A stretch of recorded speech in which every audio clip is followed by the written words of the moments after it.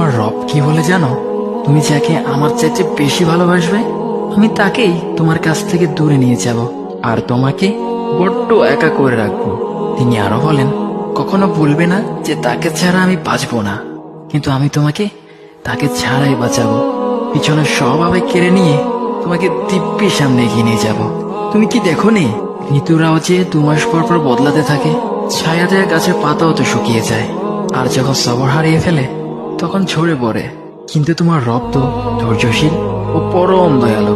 তিনি তো সেই ঝরে যাওয়া পাতার ঢাল থেকেও সবুজ পাতা গজান। তুমি কি দেখছো না তোমার স্রষ্টার এই নিদর্শন? যে মানুষটাকে তুমি নিজের জীবনের চাইতেও বেশি ভালোবাসতে, সেই মানুষটাও একদিন অচেনা হয়ে যায়, তোমার মন ভেঙে যায়, এমনকি বন্ধু শত্রুতে পরিণত হয়, আর খানিক সময় পর শত্রু বন্ধুতে পরিণত হয়।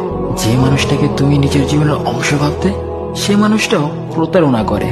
বুঝি না, এত কিছু হওয়ার পরেও তুমি তোমার রবকে বাদ দিয়ে সেই মানুষগুলোর উপরই ভরসা করো, যারা তোমাকে প্রতিনিয়ত কষ্ট দিয়েছে।